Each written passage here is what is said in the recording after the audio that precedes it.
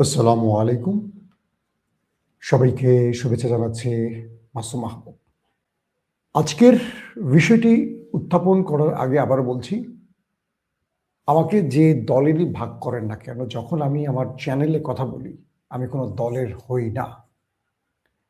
ফেসবুকে অনেকে আমাকে কমেন্ট করেন, "ভাই, আপনি অমুক পক্ষের ভোট চেয়েছেন। আপনার বক্তব্যের সাথে ফেসবুকটা আমার একটা ব্যক্তিগত জায়গা। আমার পছন্দ অপছন্দ আমি সাধারণত শেয়ার করি। কিন্তু আমি যখন কথা বলি, সংবাদ আপনাদের দেই, তখন শতভাগ আমি মাসুম মাহবুব নিরপেক্ষ আপনাদের একজন প্রিয় সাংবাদিক হিসাবে কথা বলি। কোন দলের বিরুদ্ধে যাবে, কোন দলের পক্ষে যাবে সেটা আমি বিবেচনা কখনো করিনি। আমার ২৫ বছরের সাংবাদিকতা জীবনে এইরকম কোনো জায়গায় আমি আপোস করিনি। কারণ আমি কোনো দলের নেতা নই, অ্যাক্টিভিস্ট নই। একজন ফ্রেশ সাংবাদিক। যে সত্যটা সবসময় বলতে চাই, সেটা আমার নিজের বিরুদ্ধে হলে, বাবার বিরুদ্ধে হলো আমি বলবো। এই কথাটা কেন বললাম? আমার এই বক্তব্য কোনো দলের বিরুদ্ধে গেলে আপনারা আহত হবেন হয়তো। কিন্তু সত্যটা উন্মোচন করা আমার দায়িত্ব। এটা ঈমানের দায়িত্ব। কারণ সত্যটা উন্মোচন না করলে আল্লাহর কাছে জবাবদিহি করতে হবে। কেন যেন মনে হয় জামায়াত বিএনপিকে ওয়াটারগেট কেলেঙ্কারিতে আটকে ফেলতে পারে। আমি বিএনপিকে ভালোবাসি হিসেবে কিছু কথা বলবো। দুর্বল স্ক্রিপ্টে হাসিনা কাজ করত। মনে আছে আপনাদের? মনিরুল, বেনজির, হারুন, বিপ্লব। এরা দুর্বল স্ক্রিপ্ট করে জঙ্গি দমন, জঙ্গি হত্যা, এ বাড়িতে ওটা, ও বাড়িতে অনেক কাহিনী ঘটাতো এবং আমাদের গণমাধ্যম এগুলোকে সত্য হিসেবে দেখানোরও চেষ্টা করতো। কিন্তু দিন শেষে মানুষ একটাও বিশ্বাস করতো না। হাসিনার ১৫-১৬ বছরে এই দুর্বল স্ক্রিপ্টে হাসিনা বা আমাদের নিরাপত্তা বাহিনী, কাউন্টার টেরোরিজম, সব ডিপার্টমেন্ট, র্যাব, পুলিশ, তারা বারবার বিতর্কিত হয়েছিল এই দুর্বল স্ক্রিপ্টের জন্য। আপনাদের নিক্সনের কথা মনে আছে? মার্কিন প্রেসিডেন্ট। তিনি ১৯৭২-এর দিকে ১৭ জুলাই মেবি এরকম ভাবে ডেমোক্রেট শিবিরের বা ডেমোক্রেট দলের মধ্যে তিনি তার নিজেদের লোকদের মাধ্যমে আড়ি পাতার জন্য একটা বিশেষ ডিভাইস বসাচ্ছিলেন। এটা ওয়াশিংটন ডিসির ডেমোক্রেট দলের, এটাকে বলা হয় আপনার ওয়াটার গেট। সেখানে ডেমোক্রেট দলের একটি কার্যালয়ের ভেতরে নিক্সন তার নিজেদের লোকদের মাধ্যমে একটা বিশেষ আড়ি পাতার ডিভাইস বসাচ্ছিলেন। পরবর্তী এটা জানাজানি হয়, বহু তথ্য উপাত্ত ঘাটাঘাটি হয়, কারা এটি করছে, কিভাবে করেছে। মূলত নিক্সন দ্বিতীয় মেয়াদে ক্ষমতা থাকার জন্য এই ষড়যন্ত্রটি করছিলেন ডেমোক্রেটদের বিরুদ্ধে। এবং ইন্টারেস্টিং ব্যাপার, তিনি দ্বিতীয় মেয়াদে নির্বাচিত হয়ে যান মার্কিন প্রেসিডেন্ট হিসেবে। কিন্তু তদন্ত চলতে থাকে, কারা এই আড়ি পাতার মেশিনটি ডেমোক্রেট শিবিরে সেই কার্যালয়ে বসিয়েছিল ওয়াটার গেটে। এরপর জানা যায় এটির সাথে জড়িত ছিলেন স্বয়ং নিক্সন নিজেই। এরপর তার ব্যাপারে অভিশংসন শুরু হয় মার্কিন সেনেটে এবং নির্বাচিত হওয়ার পরও তাকে ক্ষমতা ছাড়তে হয়, ক্ষমতা হারাতে হয় এই ষড়যন্ত্রের জন্য এবং ৫ জন গ্রেপ্তার হয় যারা নিক্সনের এই অন্যায় কাজে সাহায্য করছিলেন। পুরো পৃথিবী এটাকে জানে ওয়াটারগেট কেলেঙ্কারি। একটু নেটে সার্চ দিলে আপনারা বুঝবেন ওয়াটারগেট কেলেঙ্কারি। কয়েকটি তথ্য এসছে, গোয়েন্দা তথ্য এরকম আসছে যে জামাতের এই হ্যাকিংটির সাথে জড়িত ছিলেন একটি বড় দলের ২ জন গুরুত্বপূর্ণ ইয়াং লিডার। নামটা আমি সঙ্গত কারণে বলতে চাই না। এখন বিষয় হলো, এটা কনফার্ম আমি জানি না, কিছু তথ্য সূত্রের জন্য আমি নামটা ফ্লাশ করছি না। এটা আমাদের দায়িত্বশীলদের কাজ। আমরা সব বিষয়ে আমাদের রাষ্ট্রীয় নিরাপত্তা ফ্লাশ করার দায়িত্ব না সাংবাদিকদের জন্য। তো বলা হচ্ছে একটি বড় দলের ২ জন ব্যক্তি আমাদের একটি শত্রু রাষ্ট্রের সাথে কানেক্ট ছিলেন। সেখান থেকে একটি বিশেষ লিঙ্ক আনা হয়, অর্থাৎ শত্রু রাষ্ট্রটি সেই বড় দলের ২ জন ব্যক্তিকে সাহায্য করে একটি বিশেষ লিঙ্ক পাঠিয়ে বা একটা মেইল পাঠিয়ে ধরেন এবং বলা হয় এটি খুব গুরুত্বপূর্ণ একটি জায়গা থেকে ওই অ্যাকাউন্টে পাঠাতে হবে। কোথায়? মিস্টার ডক্টর শফিকের মেইলে। তো বলা হচ্ছে সেই দুজন ইয়ং লিডার প্রেসিডেন্ট ভবনের যিনি ফেঁসে গেছেন তার কাছে পাঠান এই লিঙ্কটা এবং বলে দেন যে এটা এভাবে ওখানে পাঠাতে হবে, এইটুকু শুধু আমাদের হেল্প করা হোক। হয়তোবা দলীয়ভাবে আদর্শিকভাবে তার এক, অথবা এই দুজনকে খুশি করলে ভবিষ্যতে তিনি আর বড় কিছু পাবেন। তো মিস্টার প্রোগ্রামার, প্রেসিডেন্ট ভবনের মিস্টার প্রোগ্রামার কি করলেন, সরওয়ার আর কি তার নাম, তিনি এই দুজনকে সহযোগিতা করলেন, অথবা তাদেরকে বিশেষ কোনো বাহিনীর গুরুত্বপূর্ণ এজেন্সি হয়তো সহযোগিতা করতে বলেছে, চাপ দিয়েছে, এমন হতে পারে। এই লিঙ্কটি ডক্টর শফিকের অ্যাকাউন্টে চলে যায়। যখন তার অ্যাকাউন্টে যায় তখন হয়তো তিনি সেখানে ক্লিক করেন। যেহেতু এই সিস্টেমগুলো, হ্যাকিং সিস্টেমগুলো এরকম যে যে লিঙ্কটা দেওয়া হবে হয়তো বা এক্সের মতো এসছে অথবা ফেসবুকের একটা লিঙ্ক যাবে, সেটা একটা পুরো ওয়েবসাইটের মতো লিঙ্কটা আসতে পারে। তখন ওখানে ক্লিক করলে হয়তো দেখাচ্ছে যে আপনার এক্স অ্যাকাউন্ট হ্যাক হয়ে যাচ্ছে, দ্রুত আপনি এখানে অথেন্টিক কোড বসান, পাসওয়ার্ড চেঞ্জ করেন, এরকম কিছু সংকেত আসে। যখনই এটি আসে, আমার ইউটিউবটা এভাবে হ্যাক হয়ে গিয়েছিল, পরবর্তী এটা উদ্ধার করা হয়েছিল। হঠাৎ করে এরকম আসছে, আমি মনে করছি যে ইউটিউব থেকেই আসছে। পাসওয়ার্ড দেওয়ার পর দিকে আমার আর কন্ট্রোলই নেই আমার ইউটিউব। 2 দিন আমার দখলে, এই আপনারা যে ওপেন দাইস দেখছেন, এটা আমার 2 দিন আমার কন্ট্রোলে ছিল না, আপনারা বুঝতে পেরেছিলেন পরবর্তী। তো যখন কোনো ব্যক্তি সেই ফেক জায়গাটিতে একটু ভুলবশত অথেন্টিক কোড বলা হয় বা কোনো পাসওয়ার্ড চাওয়া হয়, একদম ধরেন ফেসবুকের মতোই আদল একটা লিঙ্ক আসবে বা এক্সের মতোই আসবে, এরকম ওই পাসওয়ার্ডটা যখন আপনি দেবেন, এই পাসওয়ার্ডটার কন্ট্রোল সরাসরি ওই যে শত্রু দেশ সেখানে চলে যাচ্ছে, কারণ লিঙ্কটা ওই দেশ থেকে পাঠানো হয়েছে, এরা শুধু কপি করে ওখানে পাঠিয়েছে। তো বলা হচ্ছে যে এইরকম ভাবে সেটি চলে যায় সেখানে, এবং সেখানে তিনি হয়তো বা ভুলবশত, এগুলো অনেক কিছু আছে যে পুরোপুরি কনফার্ম তথ্য না, ধারাবাহিকতা এরকম একটা বর্ণনা আসছে আমাদের কাছে, যেটা শেয়ার করছি। এরপর তিনি যে অথেন্টিক কোড দিয়েছেন বা পাসওয়ার্ড দিয়েছেন, সরাসরি সেই শত্রু রাষ্ট্রের কাছে পুরো পাসওয়ার্ড চলে যায় এবং পুরোপুরি সেটা হ্যাক হয়ে তাদের নিয়ন্ত্রণে চলে যায়।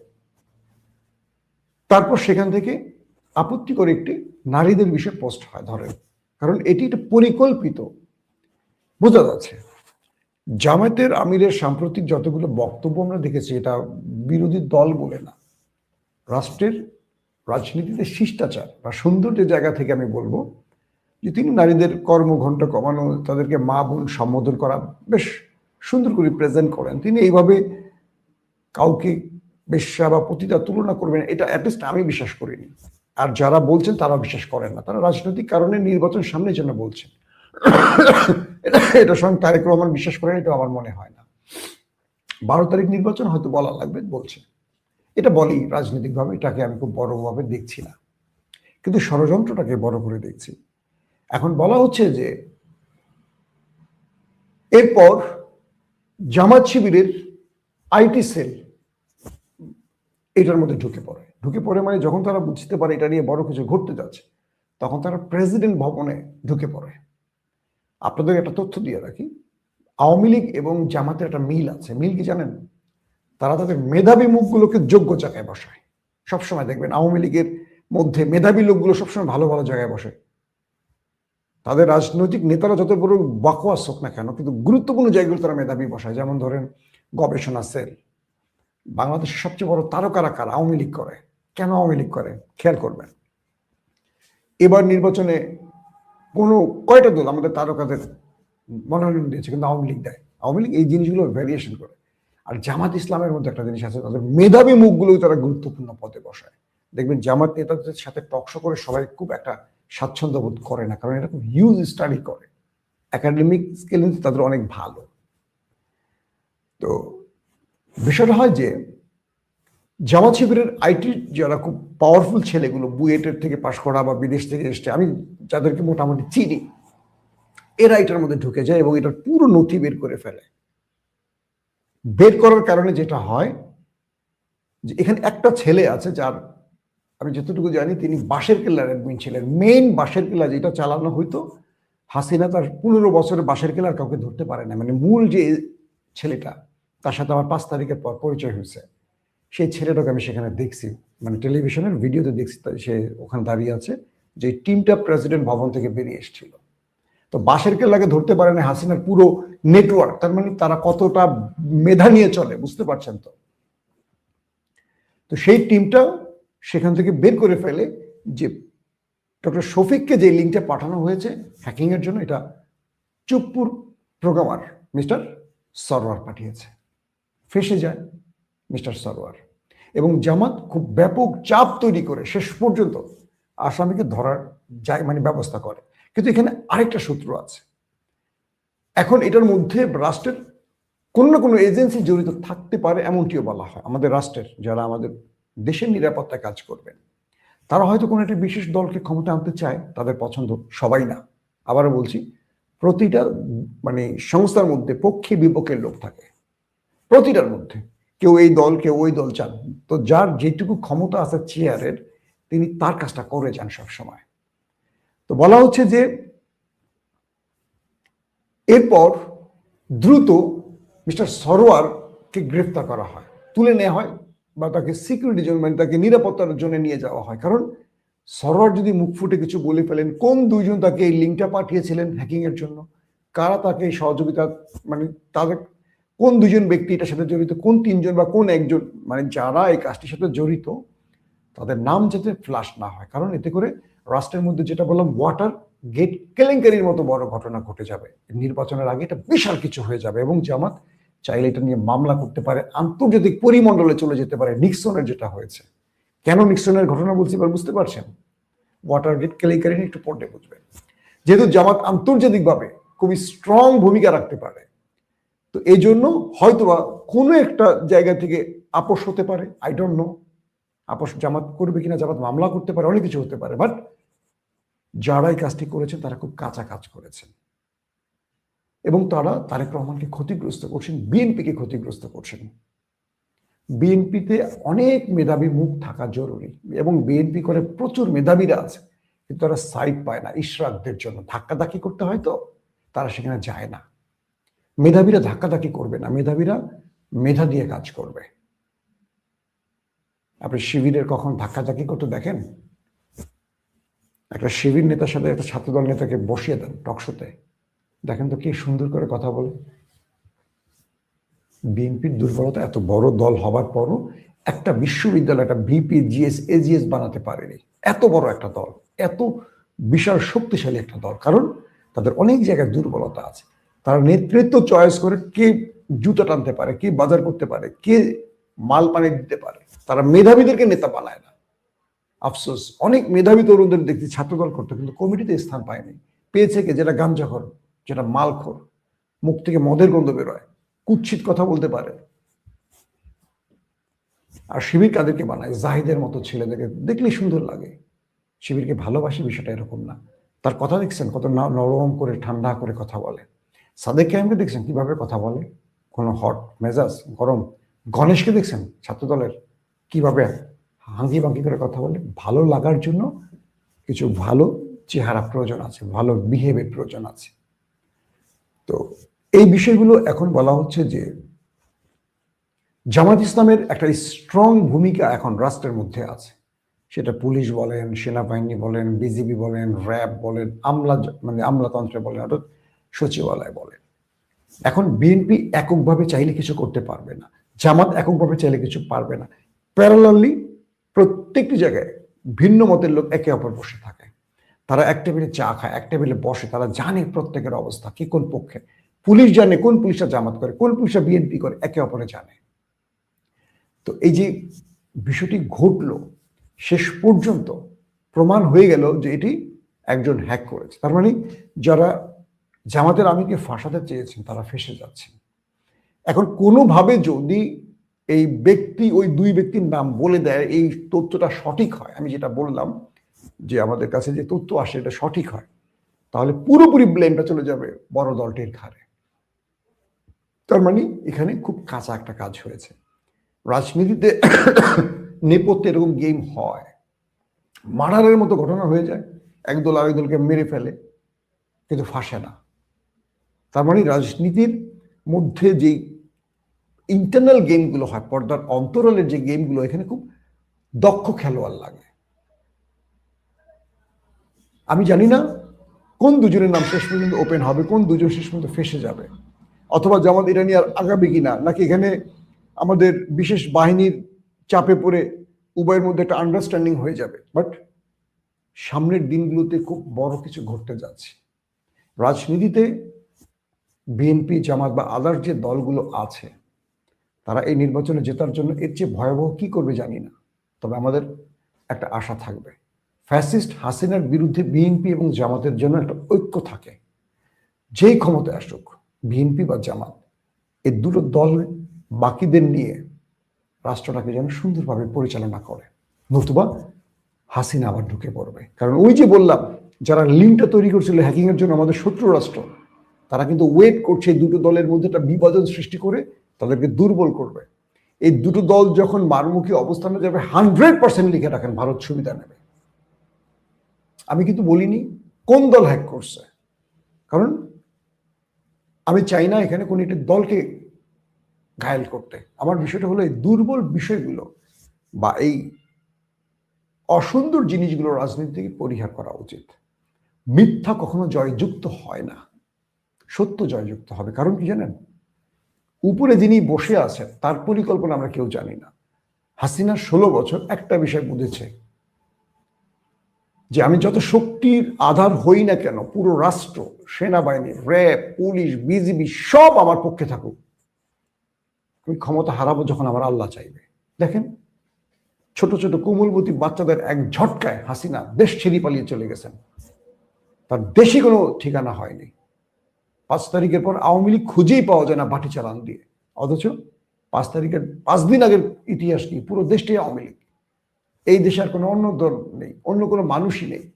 তার মানে হলো, আপনি যা কিছুই করবেন নেগেটিভটা ভেবে নেবেন এটার ফল কি হতে পারে, এটার সাইড ইফেক্ট কি হতে পারে।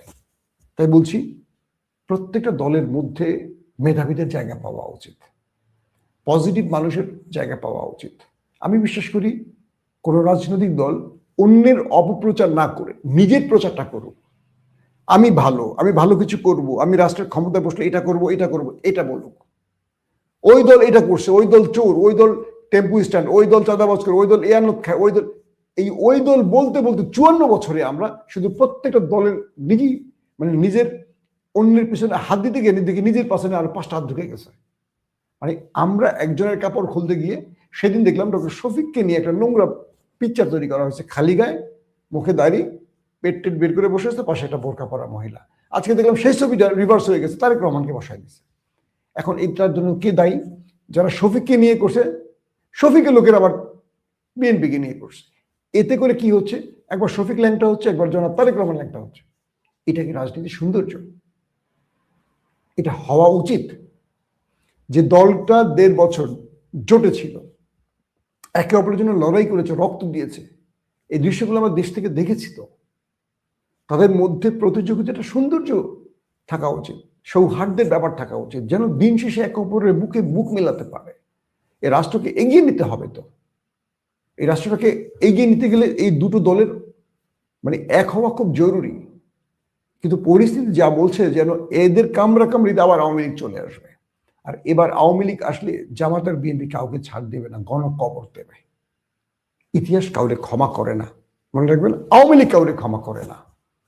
বিএনপি হয়তো ভুলে যায় সব, বিএনপির অধিকাংশ মানুষ না ভোটের পক্ষে। চিন্তা করেন, তারেক রহমান বলার পরও, তারেক রহমান হায়ের পক্ষে দাঁড়ানোর পর দেখি সোশ্যাল মিডিয়া বিএনপির বহু লোক 70% নায়ের পক্ষে। মানে কি, এই বিপ্লবকে সমর্থন করেননি? নাকি বিপ্লব পাওয়ার পর তারা ক্ষমতা আসবেন বলে আর দরকার নেই, কালকে ক্ষমতা হারাতে পারেন না? এর চেয়ে জগদ্দল পাথর রাষ্ট্রীয় ক্ষমতা বসতে পারে না? বিএনপি কেন আগামী দিনটা চিন্তা করে না? আজকের দিনটা কেন চিন্তা করে? বুদ্ধিমানরা আগামী দিনটাকে চিন্তা করে। আমি জানি না এই আমিরে জামাতের এই হ্যাকের সাথে কার কার নাম উঠে আসে এবং কারা কারা শেষ পর্যন্ত বেজ্জতি হয়। তবে রাজনীতির যে তথ্যগুলো আমরা পাই, এগুলো যেন মিথ্যাই হয়, সত্য যেন না হয়। আমাদের রাষ্ট্রের নিরাপত্তা বাহিনী, আমাদের এজেন্সি, এরা আমাদের ভালোবাসা, এরা যেন কোনো ভুল ট্র্যাপে রাষ্ট্রের রাজনীতিকে না নিয়ে যায়। কারণ হাসিনার ফ্যাসিস্টরা গুরুত্বপূর্ণ জায়গায় এখনো বসে আছে। তারা রাষ্ট্রকে ভুল দিকে নিতে চাইছে। আমাদের রাজনীতিকদের উচিত ভুল পথে পা না দেয়া। এমনও হতে পারে যারা আজকে ওই দলটিকে সাহায্য করছে এই মন্দ কাজে, কালকে তারাই ফাঁসিয়ে দেবে। কালকে তারা এখন মনে হচ্ছে যে তাদেরকে হয়তো সুবিধা দিচ্ছে, তারা না, এমনও হতে পারে দিন শেষে তারাই সব ফ্লাশ করে দিয়ে ওই দলটাকে ধাস করে ফেলে দেবে। অতএব আপনি যখন কারো কাছে নিজের গোপনীয়তা শেয়ার করবেন, আপনি তার কাছে বন্দী হয়ে যাবেন। আপনার গোপনীয়তা বা আপনার দুর্বলতা কাউকে প্রকাশ করবেন না। তারেক রহমানের উচিত আরো মেধাবীদের সমন্বয়ে একটা টিম তৈরি করা। তার সাথে আছেন যথেষ্ট ভালো ভালো মেধাবী মুখ, কিন্তু কেন যেন মনে হচ্ছে ন্যারেটিভ পরিবর্তন হয়ে যাচ্ছে। নিজের প্রচারের চেয়ে অন্যের দুর্নামটা আমরা বেশি করে ফেলছি। এটা রাজনীতিতে খুব বেমানান। এই 2025 বা 26-এ এসে হাসিনা তো নেই, এখন আমরা শুধু দেশ গড়ার স্বপ্নটাই দেখতে পারি। প্রত্যেকে ভালো থাকবেন। আল্লাহ হাফিজ।